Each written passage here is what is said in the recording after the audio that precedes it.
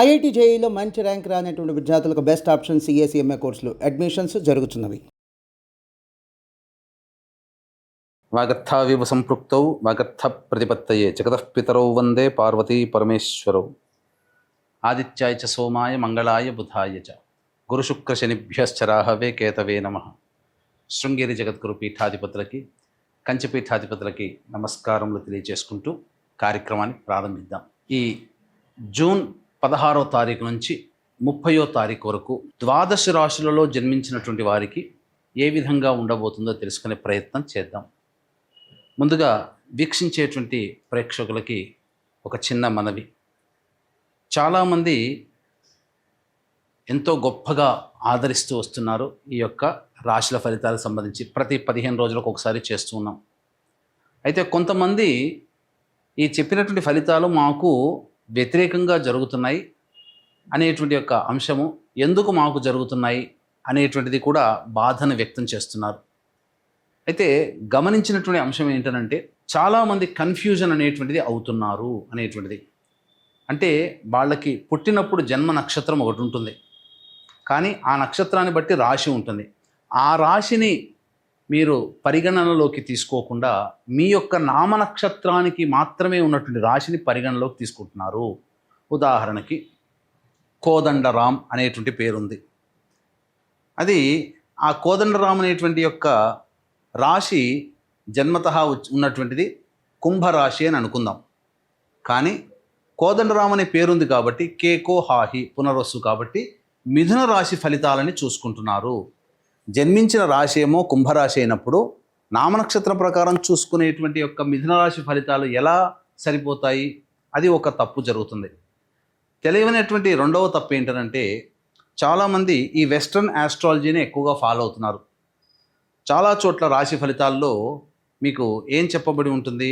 ఉదాహరణకి జూలై 24 నుంచి ఆగస్టు 23 వరకు సింహరాశి అని చెప్పబడి ఉంటుంది.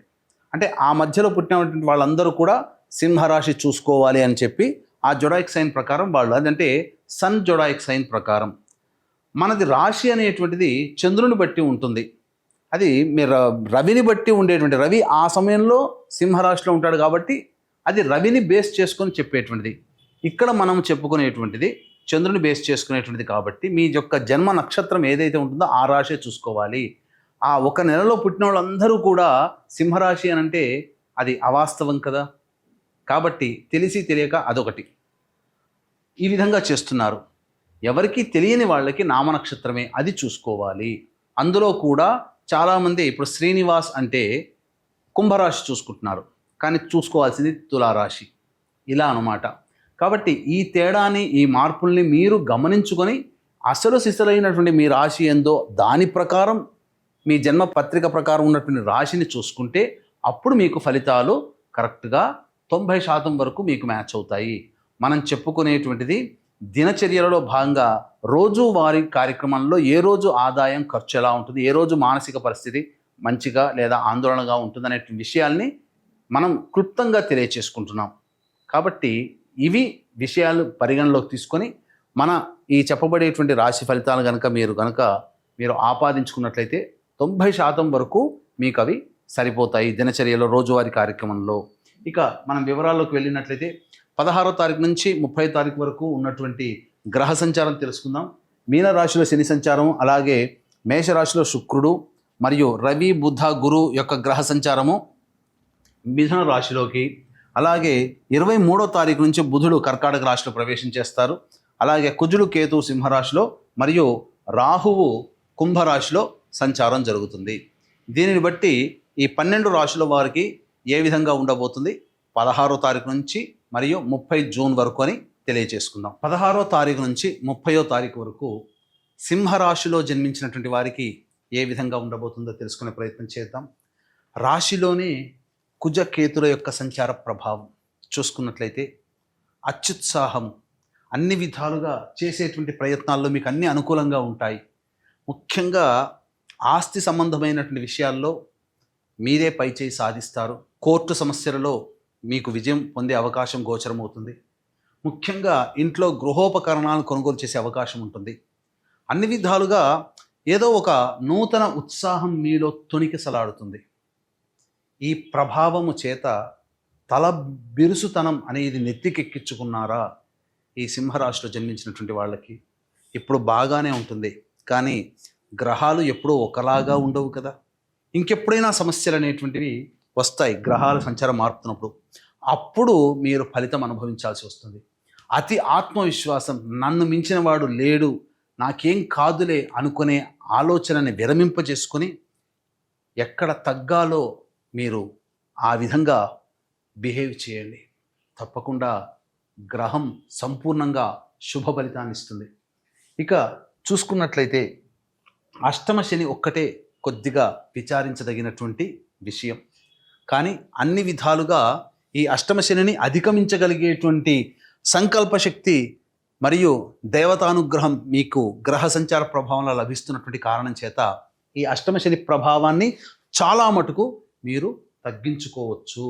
అయితే శుక్రగ్రహ సంచార ప్రభావము మీకు అనుకూలంగా లేదండి. కాబట్టి న్యాయ సంబంధమైన విషయాల్లో కాస్త మనస్తాపం చెందుతారు. ఒక స్త్రీ వలన మీరు సమస్యలు ఎదుర్కొనే అవకాశం ఈ సింహరాశిలో జన్మించినటువంటి వారికి ఉంటుంది. కాబట్టి జాగ్రత్తలు పాటించండి. ముఖ్యంగా ఆ స్త్రీ భార్య, చెల్లి, అక్క, అత్తమ్మ, వదినమ్మ, నాయనమ్మ, పిన్నమ్మ, క్లాస్మేట్స్, కొలీగ్స్, హయ్యర్ అఫీషియల్స్ ఎవరైనా కావచ్చు. వారితో, ముఖ్యంగా స్త్రీలతో వాగ్వివాదాలు ఈ మాసాంతం వరకు పనికిరావు, గుర్తుపెట్టుకోండి. ఇక రవి, బుధ, గురు సంచార ప్రభావం మీకు మిథున రాశిలో సంచారం చేస్తున్నటువంటి కారణం చేత అద్భుతమయంగా మీకు గ్రహాలు అనుకూలంగా ఉండబోతున్నాయి. మంచి జరగబోతుంది. ప్రధానంగా నిరుద్యోగస్తులకి ఉద్యోగము లభించి తీరుతుంది. గట్టిగా ప్రయత్నం చేయండి. అలాగే వృత్తి, ఉద్యోగ, వ్యాపారాల్లో ఉన్నటువంటి వాళ్ళకి వ్యాపార విస్తరణ జరుగుతుంది. నూతన వ్యాపార ప్రారంభానికి మంచి సమయం కాదు, కానీ ఉన్న వ్యాపార విస్తరణ, వృత్తి విస్తరణ, ఉద్యోగంలో ప్రమోషన్స్ కానీ, నూతన ఉద్యోగ బాధ్యతలు కానీ, లేదా కొత్త డిపార్ట్మెంట్లో చేరడం కానీ, అదనపు బాధ్యతలు కానీ మీకు లభిస్తాయి. ప్రభుత్వంతో లావాదేవీలు జరిపేటువంటి కాంట్రాక్టర్లకి బిల్స్ పాస్ అయ్యే అవకాశాలు ఉంటాయి. ధనపరంగా మంచి ఉంటుంది. అలాగే కొత్త టెండర్ల ఆహ్వానంలో మీదే పై చేయి సాధించబోతున్నారు అని చెప్పవచ్చు. అన్ని విధాలుగా అనుకూలంగా ఉండబోతుంది. కానీ 23వ తారీఖు నుంచి మాత్రం జాగ్రత్తలు పాటించండి. కుటుంబ పరముగా సమస్యలు వస్తాయి. కుటుంబంతో వాగ్వివాదాలు పెరుగుతాయి. మాట ఇచ్చి నిలబెట్టుకోలేని పరిస్థితులు 23వ తారీఖు నుంచి గోచరమవుతాయి. కాబట్టి జాగ్రత్తలు పాటించండి. మాట ఇచ్చేటప్పుడు 23వ తారీఖు తర్వాత ఆ మాట మీకు ప్రాక్టికల్గా వస్తుందా అనే విషయాన్ని గమనించుకోండి. ఇక సంబంధించి చూసుకుంటే అనవసరమైనటువంటి వివాదాల్లో 23వ తారీఖు తర్వాత తలదూర్చవద్దు. వివాదాలు చుట్టుముట్టుతాయి. శిరో సంబంధమైనటువంటి బాధలు పెరుగుతాయి. అధిక ఒత్తిడి, అధిక ఆలోచన వల్ల కొంత ఇబ్బందికరంగా మారుతుంది. ముఖ్యంగా ఇన్వెస్ట్మెంట్స్ పరంగా 23వ తారీఖు తర్వాత అంత అనుకూలం కాదు. ఎవరికైనా డబ్బులు ఇచ్చిన 23వ తారీఖు తర్వాత మీకు తిరిగి రావనేటువంటి విషయాన్ని గమనించుకోవాలి. ఇక విద్యార్థులకి విదేశీయానం, విదేశీ విద్యకి సంబంధించి ప్రయత్నాలు సఫలీకృతమవుతాయి. కోరుకున్న విద్యా సంస్థల్లో మీకు గ్రహాలు అనుకూలంగా ఉండబోతున్నాయి. అలాగే వివాహ సంబంధమైనటువంటి విషయాల్లో ఉన్నటువంటి అబ్బాయిలకి, అమ్మాయిలకి చక్కటి సంబంధాలు కుదురుతాయని చెప్పవచ్చు. మరియు సంతానపరంగా ఎదురు చూసేటువంటి దంపతులకి మంచి సత్సంతానం కలుగుతుంది, లేదా ఒక శుభవార్త వింటారు. అన్ని విధాలుగా ఆనందదాయకంగా ఉంటుంది. ఈ సింహరాశిలో జన్మించినటువంటి మహిళలకి బాధ్యతలు పెరగడంతో పాటుగా కుటుంబ మర్యాదలు, గౌరవ మర్యాదలు కుటుంబంలోని వాళ్ళ ద్వారా మీరు పొందుతారు. అలాగే సంఘంలో కీర్తి ప్రతిష్టలు పెరుగుతాయి. మిమ్మల్ని అవమానపరిచిన చోటే మీరు కీర్తిని పొందడం అనేటువంటిది మీరు సాధించే విజయంగా చెప్పొచ్చు. ఆనందదాయకంగా ఉంటుంది. అయితే మోకాల నుంచి పాదాల వరకు ఆరోగ్యం పట్ల శ్రద్ధ వహించాల్సినటువంటి పరిస్థితి. ఇక రోజువారీ కార్యక్రమంలో 16 నుంచి 30 వరకు ఏ విధంగా ఉండబోతుందో తెలుసుకునే ముందు వీక్షించేటువంటి ప్రేక్షకులకి గమనిక. ఈ యొక్క జూన్ 21వ తారీఖు రోజున ఏకాదశి మరియు అశ్విని నక్షత్రం కలిసినటువంటి పుణ్యతిథి. ఈ రోజున మీ జాతకరీత్యా కలుగు విద్య, వివాహ, ఉద్యోగ, దాంపత్య, అనారోగ్య సమస్యల నివారణకి మరియు మేష, మిథున, కర్కాటక, సింహ, కన్య, వృశ్చిక, ధనస్సు, కుంభ, మీన రాశుల్లో జన్మించినటువంటి వారికి శనిదోష పరిహారార్థమై శనీశ్వర హోమము మరియు సర్వదోష నివారణ పూజలు, హోమాలు అనేటువంటివి జరిపించి మీకు శక్తిపాతము చేయబడినటువంటి శంకరుంగలి మాలని మీకు అందివ్వడం జరుగుతుంది. అవకాశం ఉన్న వాళ్ళు కార్యక్రమ తదనంతరం కాంటాక్ట్ చేసి పూర్తి వివరాలు తెలుసుకోవచ్చు. ఇక 16వ తారీఖు 17, 18 తారీఖుల్లో రాని బాకీలు వసూలవుతాయి. అన్ని విధాలుగా ఆనందదాయకంగా ఉంటుంది. ఖర్చులకు మించిన ఆదాయం లభిస్తుంది. విందులు వినోదాలు కుటుంబ సభ్యులు స్నేహితులతో గడుపుతారు. ఇతరులతో వచ్చినటువంటి పొరపచ్చాలు తొలగి ఆనందంగా జీవిస్తారని చెప్పవచ్చు. ఖర్చులకు మించిన ఆదాయం కూడా లభిస్తుంది. ధనానికి ఏ లోటు ఉండదు. 19, 20వ తారీఖుల్లో ఖర్చులు అధికంగా ఉంటాయి. ప్రశాంతత లేని జీవితము, అలాగే ఏదో ఒక భయం దోళన మిమ్మల్ని వెంటాడుతుంది. తద్వారా కొన్ని ఇబ్బందికర పరిస్థితులు ఉంటాయి. కాబట్టి జాగ్రత్తలు పాటించండి. డబ్బులు ఖర్చు తగ్గించుకోవడం చాలా మటుకు మంచిది. 21, 22వ తారీఖుల్లో సంతానం మూలకంగా విభేదాలు, ఖర్చులు, సమస్యలు పెరుగుతాయి. కావున జాగ్రత్తలు పాటించండి. మీ ఆరోగ్యం పట్ల కూడా శ్రద్ధ వహించండి. ఖర్చులు కూడా పెరుగుతాయని చెప్పవచ్చు. 23, 24, 25, 26 ఈ తేదీలలో వృత్తి ఉద్యోగ వ్యాపారాల్లో ఊహించని దానికంటే ఎక్కువగా లాభాన్ని పొందుతారు. ప్రోత్సాహకాలు పెరుగుతాయి. అన్ని విధాలుగా ఆనందదాయకంగా ఉంటుంది. ధనార్జన చాలా అధికంగా ఉంటుందని చెప్పవచ్చు. 27, 28, 29 తేదీలలో ఖర్చులు అధికంగా ఉంటాయి. మీరు తలచింది ఒకటైతే జరిగేది ఒకటిగా ఉంటుంది. శిరోబాధలు ఉంటాయి. ఆనందదాయకంగా ఉండదు. ఆటంకాలు ఉంటాయి. సరిగ్గా నిద్ర పట్టకపోవడం, అనవసరమైనటువంటి ప్రయాణాలు సూచన. 30వ తారీఖు రోజున మీరు పాత స్నేహితులను కలిసే అవకాశం ఉంటుంది. విందులు వినోదాల్లో పాల్గొంటారు. అలాగే పెండింగ్లో ఉన్నటువంటి పనులను పూర్తి చేసుకున్నామనేటువంటి ఒక సంతోషంతో ఎక్కువగా గడుపుతారని చెప్పొచ్చు. తర్వాత చెప్పొచ్చేది ఏంటంటే ఈ యొక్క సింహరాశిలో జన్మించినటువంటి వాళ్ళకి సాధారణం కంటే ఎక్కువగా శుభ ఫలితాలు గోచరమవుతున్నాయి. అయితే సమస్యలు ఇప్పుడు చెప్పినటువంటి వాటికంటే ఇంకా అధికంగా ఉన్నాయని అంటే దగ్గరలోని మంచి ఉపాసనా పరులైనటువంటి జ్యోతిష్యులను సంప్రదించి వారి సలహాలు సూచనలు పాటించండి. అలాగే సమస్యల నివారణ కోసం సుబ్రహ్మణ్య భుజంగ స్తోత్ర పారాయణం, కాలభైరవాష్టక పారాయణం ప్రతినిత్యము చేసుకుంటే చాలా మటుకు సమస్యలు శాంతిస్తాయని చెప్పవచ్చు. సర్వం శ్రీ ఉమామహేశ్వర పరబ్రహ్మార్పణమస్తు.